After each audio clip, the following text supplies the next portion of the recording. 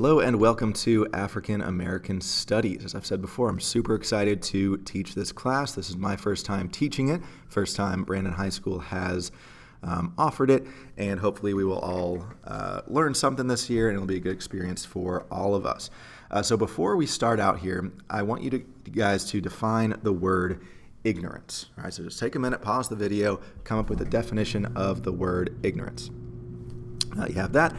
This is the dictionary definition. Ignorance is a lack of knowledge, information, and wisdom. So notice the word ignorance does not necessarily mean stupidity. It doesn't mean you can't learn. It means that either you won't learn or you haven't learned. So it's that lack of knowledge, information, and wisdom. And this can cause a lot of problems. So if you asked a person on the street, what is the biggest problem in America today, or in the world today, for that matter, you're likely to get a lot of different answers, all of which are valid, but among the top answers would probably be poverty, racism, drug abuse, violence, and those are all definitely problems in America and in the world. But I believe that the number one problem in America and in the world is ignorance, and that's because I believe it to be the root cause of a lot of other problems, including the problems on your screen right there. All right, and that's why I became a teacher, to fight ignorance. I think that's the purpose of education. That's why we attend school every day, is to find ways to reject ignorance, learn what is false, and to pursue wisdom. All right, so becoming a teacher was my little way of fighting what I believe to be the number one problem in the world. So that's why we learn in general. But why do we study history? Why is history important? Why do we have to devote 4 classes in our high school careers, at least, to the study of history? Well, the classic answer is to learn from the past, all right? So we don't make the same mistakes as people before us. If you ever heard someone say the phrase, "Oh, I had to learn that lesson the hard way," they're not talking about having to learn it in a tough class that had a hard test. That means they had to experience it in life, and that is painful, to learn life's lessons, quote, the hard way. So no matter how hard this class is for you, you're going to learn these lessons at some point in your life. You have to, in order to make it in the world.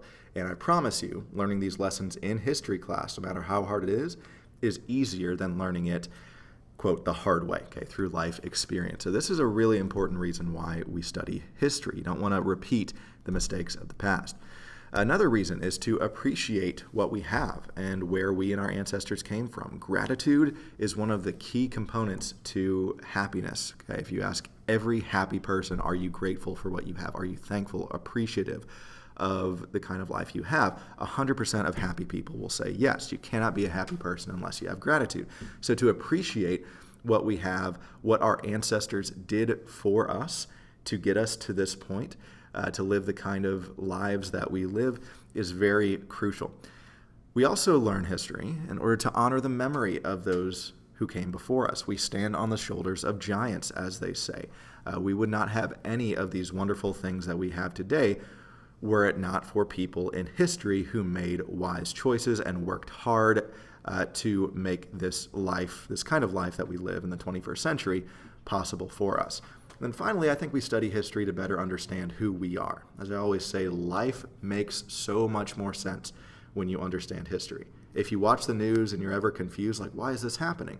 If you understand history, you understand why people do certain things and why certain problems are the way that they are. I know I'm being kind of vague here, but we will get into specifics about this in this course.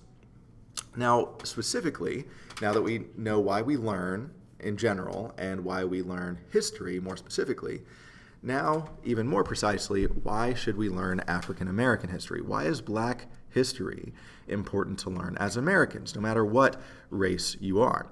Number one, it's important to be able to empathize with the suffering of those who came before us. Slavery was one of the greatest evils in American history. So to ensure that such atrocities like slavery and segregation never happen again, it's crucial to understand and learn Black history, to be able to empathize with the suffering of those who came before us. Number two, to learn the accomplishments of African Americans from the past and present so we can honor them and follow their example. While it is important to learn about the sufferings that Black Americans have gone through, I think it's equally important to learn about the accomplishments of African Americans from the past and the present. And I think all too often we focus only on the sufferings and not on the accomplishments. Okay? But learning about those accomplishments of Black Americans allow us to honor them and to follow their example in our own lives. Number 3, we learn Black history in order to learn from the mistakes of those who came before us, both white and Black, so we can make better decisions going forward, and then finally to better understand current issues and to be able to talk about facts and solutions surrounding them in an intelligent way. Okay? So learning Black history is very important as an American, really, to understanding who we are. Now, what is history? History is the study of people, places, and events that happened in the past. And equally important, history is also the study of how people have interpreted events in the past and what that means for us today. Oftentimes, the interpretation of events of the past is just as important as the events that actually occurred because it impacts people's decisions and actions. We learn what happened in the past mostly through 2 types of sources. One is documents, and the other is artifacts. So a document is a written source.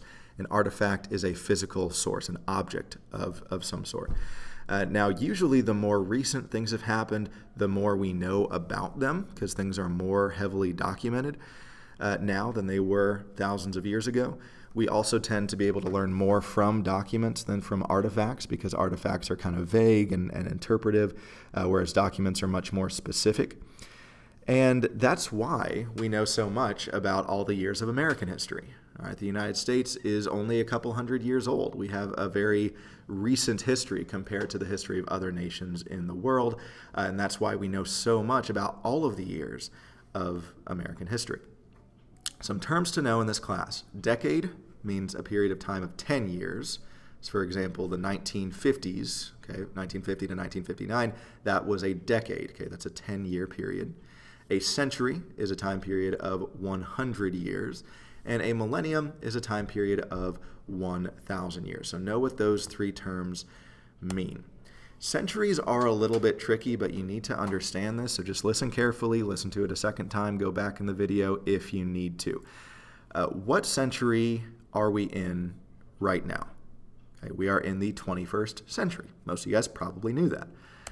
But wait a minute, why aren't we in the 20th century? I mean, after all, the year is 2020, not 2120. So why are we in the 21st century? Well, the century number is always one number higher than the first 2 numbers of a year in that century. So for example, 1992, the year I was born, was not in the 19th century, it was in the 20th century. Why is this? Why is it so complicated here? Well, because for the first 100 years after Jesus' birth, the first century AD, we are in AD years now, the first century AD were the years 1 to 99. That means that the second century AD was the 100s, 100 to 199. It was not the 200s, it was the 100s. So that's why when you see, for example, the 18th century, that doesn't mean the 1800s, it means the 1700s. So make sure to get that square in your mind. It takes a while, it takes practice, but it is important for when we read documents and to understand things like that.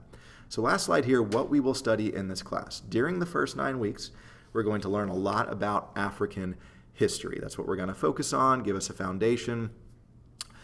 This is so we can learn the history of where most Black Americans' ancestors are from and see the similarities and differences between modern African history and modern American history.